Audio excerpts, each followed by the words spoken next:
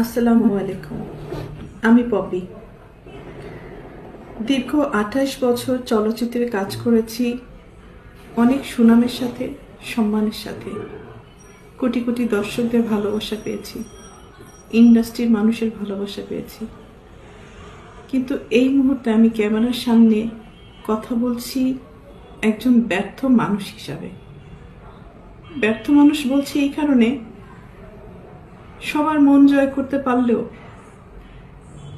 দীর্ঘ 28 বছর আমি যাদের জন্য কাজ করেছি, যাদেরকে এই হাতে লালন পালন করেছি, তাদের কাছে আমি অযোগ্য একজন মানুষ।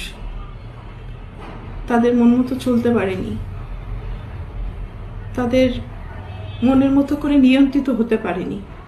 হয়েছি, একসময় হয়েছি, কিন্তু এখন হতে পারি না। তার করে বলেছি আমি একজন ব্যর্থ মানুষ। একটা মানুষ তো সবসময় সবার কাছে ভালো হতে পারে না, সব সময়ের জন্য ভালো হতে পারে না। আমি যখন ইনকাম করেছি, দু হাতে দিতে পেরেছি, লুটাতে পেরেছি, তখন আমি আমার পরিবারের কাছে অনেক প্রিয় একজন মানুষ ছিলাম। এখন দিতে পারি না, হয়তো তাদের প্রয়োজন অনুযায়ী, যার কারণে আমি এখন তাদের কাছে গলার কাটা, শত্রু এবং অপছন্দের একজন মানুষ। দীর্ঘ 2 দিন যাবৎ আমি আসলে দেখলাম যে আমার পরিবার কতটা নিচে নামতে পারে, কতটা হীন পরিচয় দিতে পারে, কত হিংস্র ব্যবহার করতে পারে, কত নোংরা শব্দ ইউজ করতে পারে। সাথে আমার মিডিয়া, তারাও আমার একসময় চলার পথের সঙ্গী হিসাবে কাজ করেছে। মিডিয়ার কাছ থেকে সবসময় আমি সহযোগিতা পেয়েছি, ভালোবাসা পেয়েছি, সাপোর্ট পেয়েছি। কিন্তু আমার পরিবারের কয়েকটা মানুষের মিথ্যা কিছু কথাবার্তা, মিথ্যা অভিনয়, মিথ্যা নাটক, মিথ্যা অভিযোগ বলার সাথে সাথে যে মানুষগুলো আমাকে সব থেকে বেশি চেনার কথা, জানার কথা, সাপোর্ট করার কথা, সেই মানুষগুলো ওই মানুষগুলো, আমার পরিবারের মানুষগুলোর কথা অনুযায়ী আমাকে ভুলভাবে আমার দর্শকদের কাছে বলেন, বাংলাদেশের মানুষের কাছে খুব বাজেভাবে উপস্থাপন করেছে। তো এর থেকে দুঃখজনক আর কিছুই হতে পারে না। যাদের জন্য কাজ করেছে আজকে তারা কেউই আমার না। এই জন্য হয়তো আল্লাহ বলে, যার যার জীবন হিজ হিজ হুজ হুজ, কিয়ামতের মাঠে কেউ কাউকে চিনবে না। তো একটা মেন পয়েন্টে আসি। আজকে যে অভিযোগগুলো আমার মা আর বোন করছে, খুব স্ট্রংলি আমি প্রতিবাদ করলাম। এর পুরোটাই মিথ্যে, বানোয়াট, এবং তাদের স্বার্থ উদ্ধার হয়নি বলে আজকে সত্য একটা জিনিসকে অসত্য বলে প্রমাণিত করার চেষ্টা করছে। আমি একজন শিল্পী মানুষ, আমি কি ভূমিদস্যু? আজকে যাদেরকে আমি এই 2 হাতে ছোটবেলার থেকে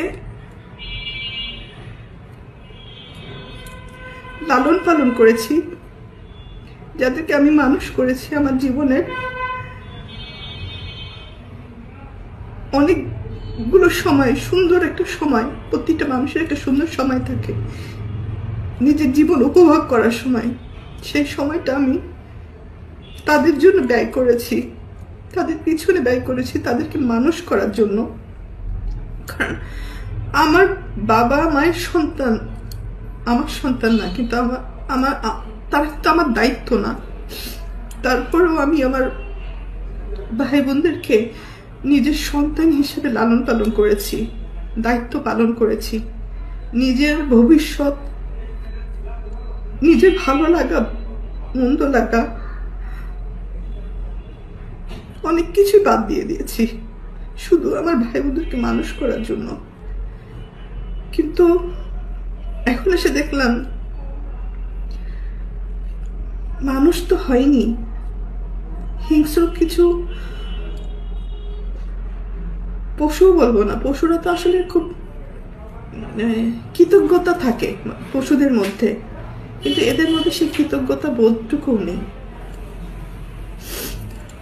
আর উপরের দিকে থুতু ফেললে তো নিচের দিকেই আসে। কাদের নামে অভিযোগ করব?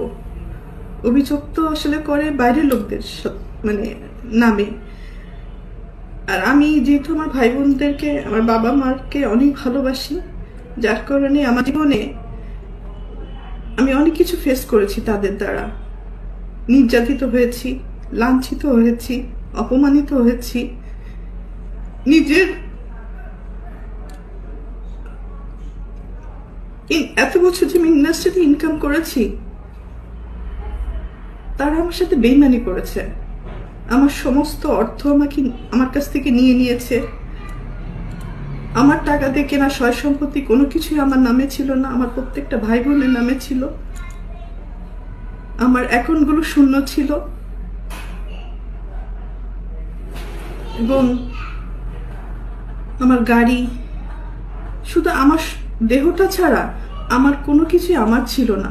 সবকিছুই তাদের আন্ডারে ছিল। আমিও তাদের আন্ডারে ছিলাম। তো একটা পর্যায়ে এসে মানুষের জীবনে বেঁচে থাকার জন্য কিছু না কিছু প্রয়োজন হয়। তো বেঁচে থাকার মতো শুধু আমার জানটা ছিল হয়তো। তো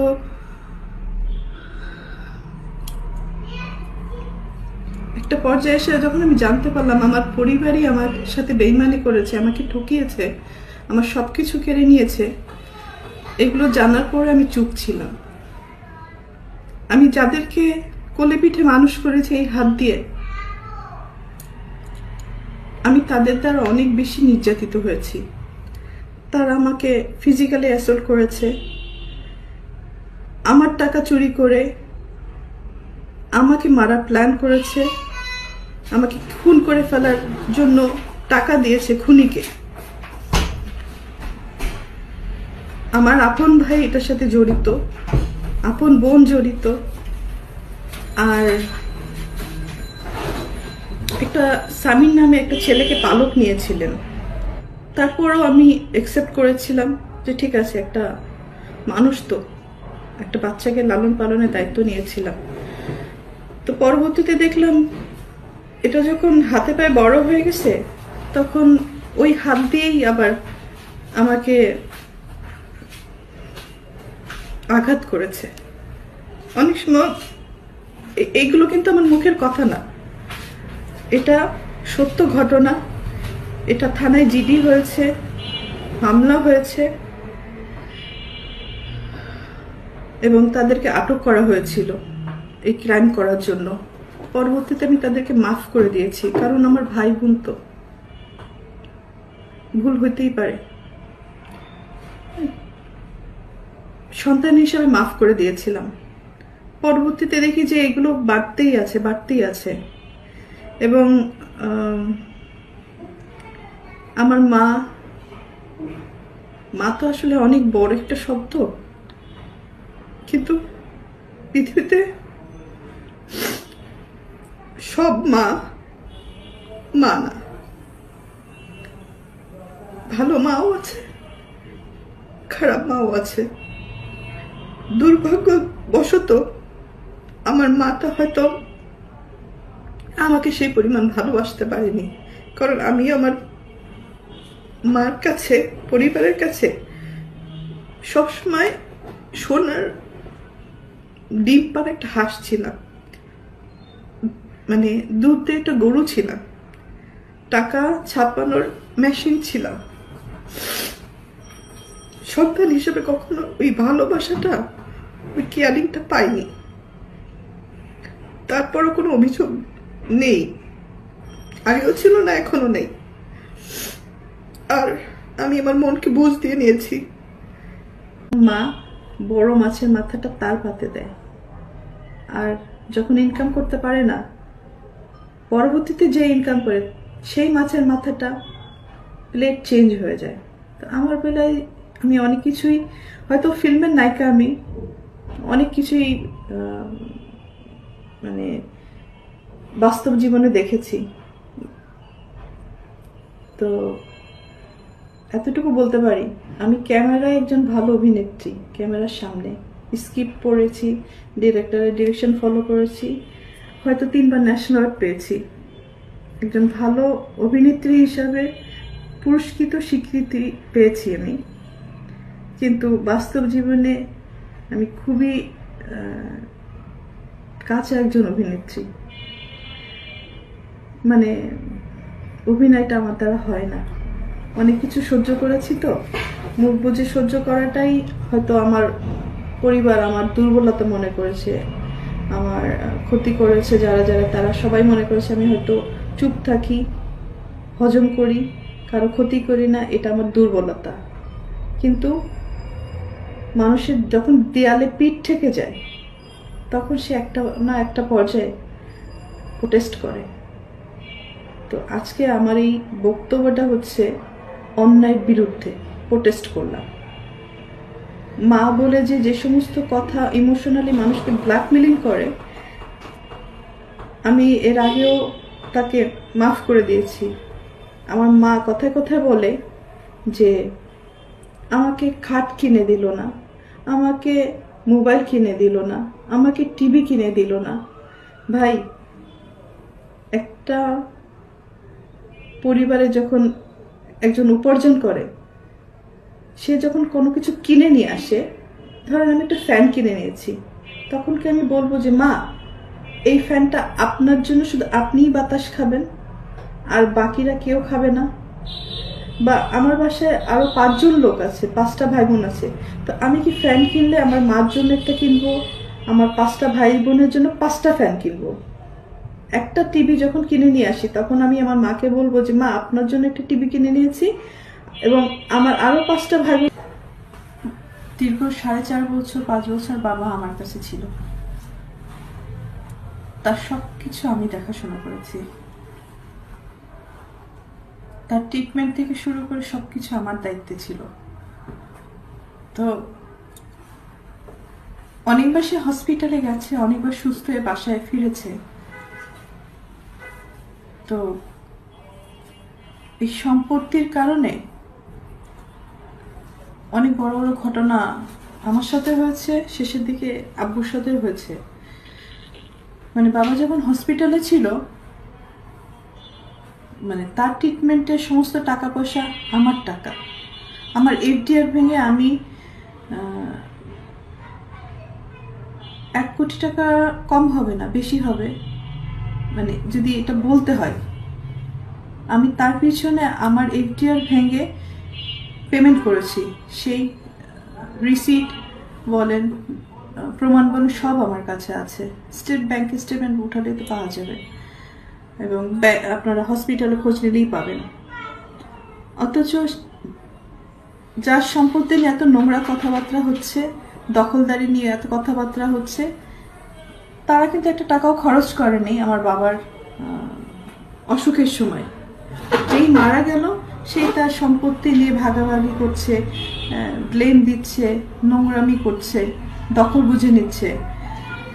আর দীপু, বাবার লাশটাও ধরতে চাও নাই। আর আজকে বাবার সম্পত্তি নিয়ে কত রকম নোংরামি করছো। কোথায় ছিল এই সমস্ত? মানে তখন একবার চিন্তা করা উচিত ছিল, যার সম্পত্তি নিয়ে তুমি লাফালাফি করছো, ভোগ দখল করার চেষ্টা করছো, সেই লোকটাকে সারা জীবন গালি দিচ্ছ, তার সাথে দুর্ব্যবহার করছো, তার চেহারাও দেখো নাই। সব প্রমাণ কিন্তু আমার কাছে আছে, এটা আমি এখন দিব তোমাকে, যেত না। যাই হোক, শেষটা এটাই বলবো, আপনারা সবাই ভালো থাকেন, আমাকেও ভালো থাকতে দেন, সম্মানের সাথে যেন আমার মৃত্যু হয়, এই কামনাটুকু করে আমি বিদায় নিই।